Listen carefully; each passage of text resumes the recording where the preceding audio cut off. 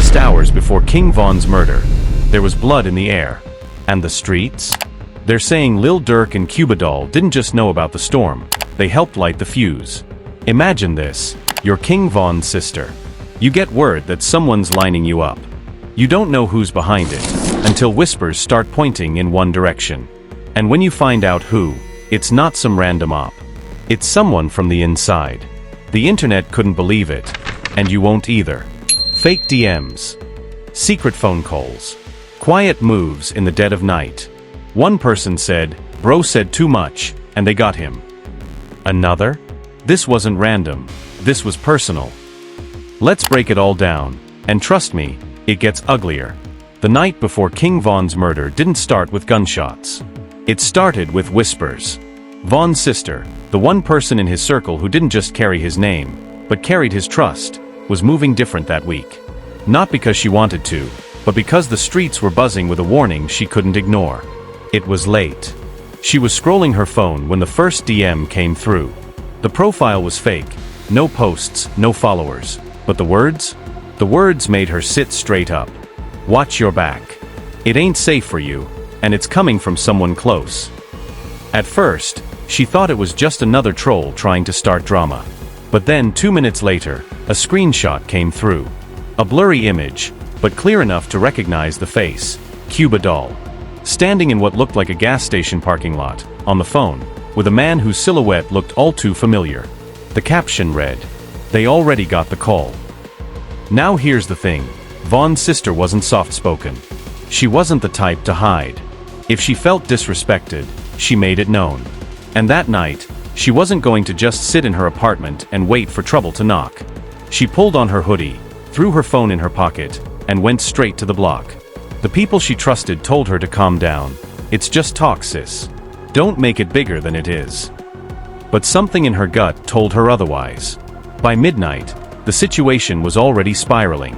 More DMs came in. Another burner account sent a voice note.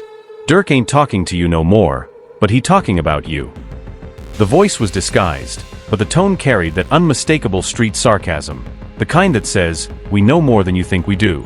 According to one source close to the situation, and by that, I mean someone who probably shouldn't even be talking, Lil Durk had been spotted earlier that day in a low-key meeting with Cuba.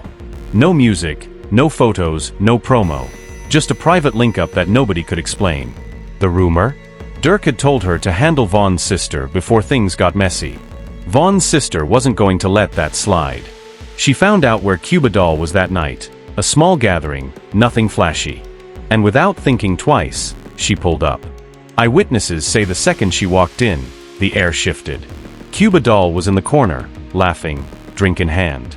Von's sister didn't say a word, she went straight for her. The first shove sent the drinks flying. The second? That's when the crowd started moving in.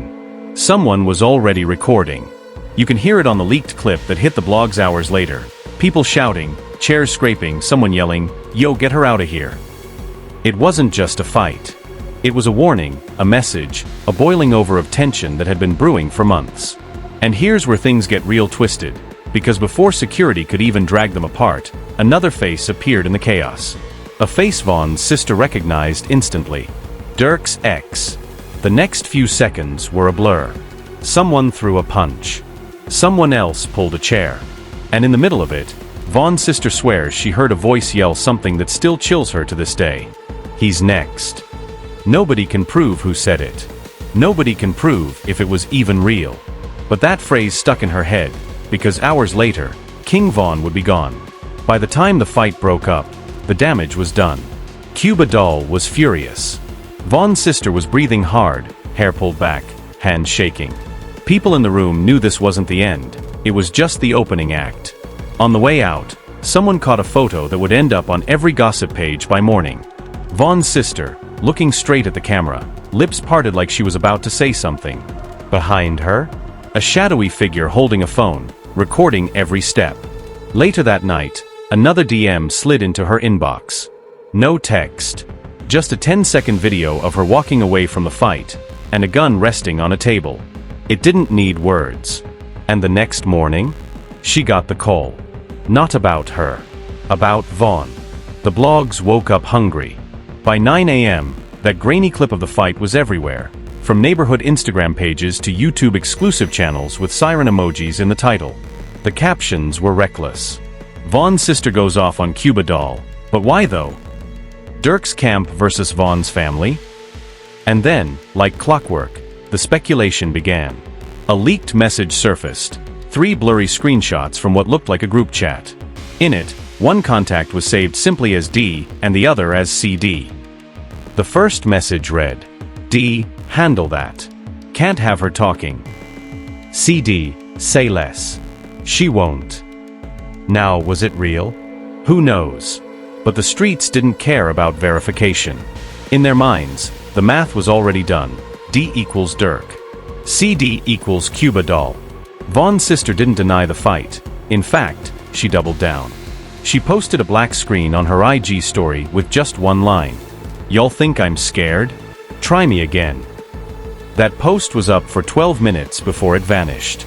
But by then, fans had screenshotted it and started tagging everyone from DJ Academics to the Shade Room. Meanwhile, sources started whispering about a private call between Durk and Cuba doll hours before the fight. One blogger claimed to have audio. Durk's voice, keep it quiet. No cameras. Just let her know she can't be talking on Von. Cuba doll's voice, don't trip, I got it. Of course, the clip was only 6 seconds, muffled, and could have been anyone. But the narrative was already rolling, and the internet loves a good conspiracy more than it loves the truth. Then came the twist no one saw coming. An anonymous account, profile pic blank, name just Truth Teller, dropped a single post. A photo of Von's sister standing in the street the night of the fight, looking off to the side. In the background, almost hidden in shadow, was a black SUV with its headlights off. The caption? This is where it started. Street blogs connected the dots instantly. That SUV? Same make and model spotted outside the venue where Von was last seen alive. Same tinted windows. Same dent in the rear bumper. Now here's where the story turned from petty beef to full-blown paranoia. Von's sister claimed that after the fight, someone called her from a blocked number. The voice on the other end was calm, almost too calm. You should have stayed home. She hung up. 2 minutes later, another call came. This time, nobody spoke. Just the sound of muffled voices in the background, and what she swears was the click of a lighter. And while all this was happening, Von was on his own schedule, heading into the night that would end his life. Fans started piecing together the timeline like it was a Netflix true crime series. Some claimed the fight was a deliberate distraction, a way to keep Von's sister occupied while something else was being set in motion. Others believed it was revenge for something deeper, something going back months between Durk and Von's inner circle. Sarcastic tweets started flying. Because nothing says loyalty like plotting on your boy's family days before his murder. Rap game ain't the streets no more. It's Game of Thrones with chains. Cuba doll, for her part, played it coy. She went live on IG, sipping from a wine glass, saying, "Y'all believe anything. I ain't gotta explain myself to nobody." But what had people talking wasn't what she said, it was what was sitting on the table next to her, a folded piece of paper with the corner of a photo sticking out. And the photo? Looked an awful lot like Von's sister. By late afternoon, Von's sister was fed up. She posted one last IG story, a close-up of her eyes, no makeup, dead serious. Over it, she wrote, "I know who's behind it. And they gon' pay." That post stayed up. And it sent everyone into a frenzy. Because the next thing that happened was too crazy to ignore. Von's sister disappeared for 24 hours. No posts, no sightings, no calls. Friends claimed her phone went straight to voicemail. When she finally popped back up, she was standing outside a club, the same club Von had been headed to. And standing across the street, leaning on a car, was Cuba doll.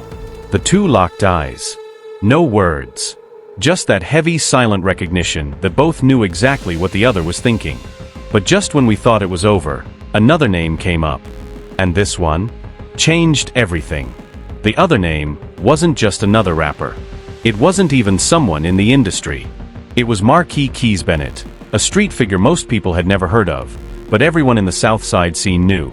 Keys wasn't a flashy chain-wearing, Instagram live type of guy. He was the guy behind those guys. The one who never touched a camera, but whose fingerprints were on everything. And according to the whispers, Keys had been quietly moving in Durk's orbit for months. The theory? Cuba Doll's so-called attack on Vaughn's sister wasn't personal. It was a message. A message orchestrated by Keys to tell Vaughn exactly where he stood in this silent war. Fake court documents started circulating on Twitter, a blurry PDF with half the text blacked out. At the top, it read, "State versus Marquis Bennett, witness tampering, intimidation, conspiracy." Under alleged associates, two names jumped off the page, Lil Durk and Cuba Doll. Whether it was real or not didn't matter.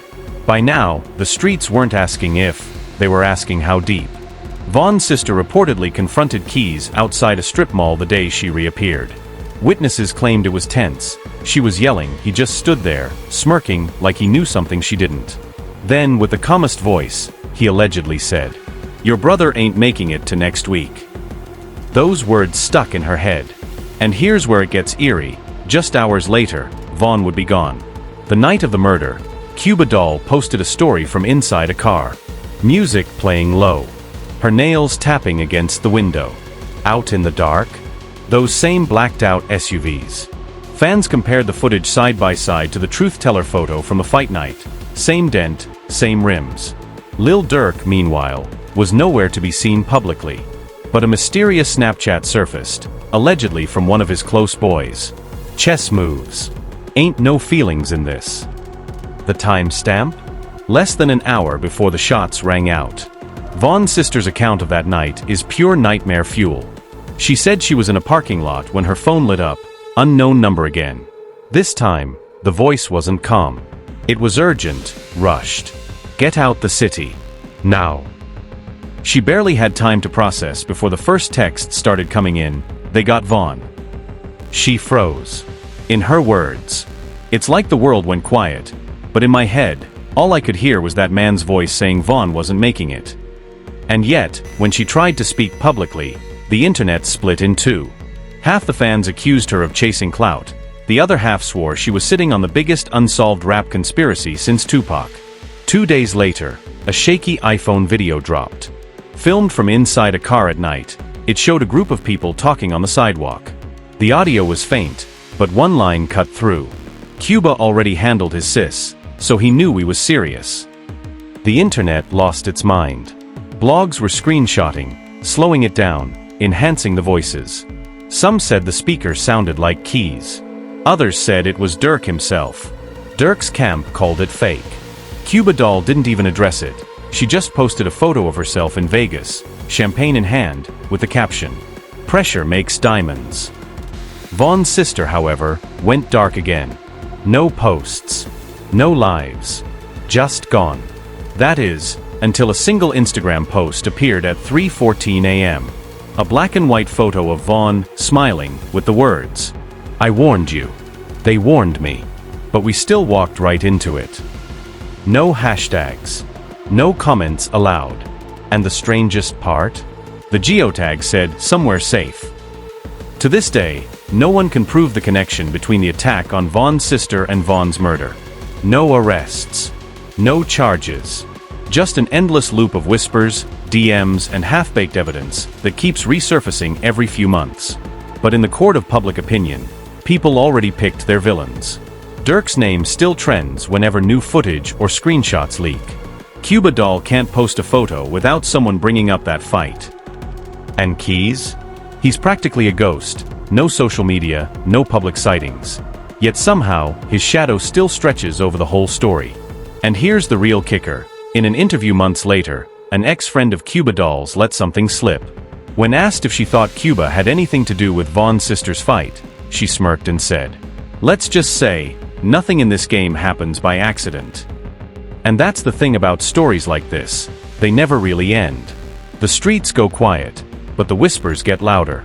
Screenshots fade, but the screenshots of the screenshots keep circulating.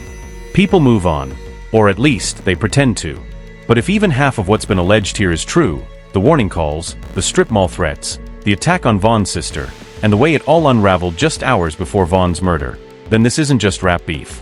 This is chess played in real life, with lives as pawns. The scariest part?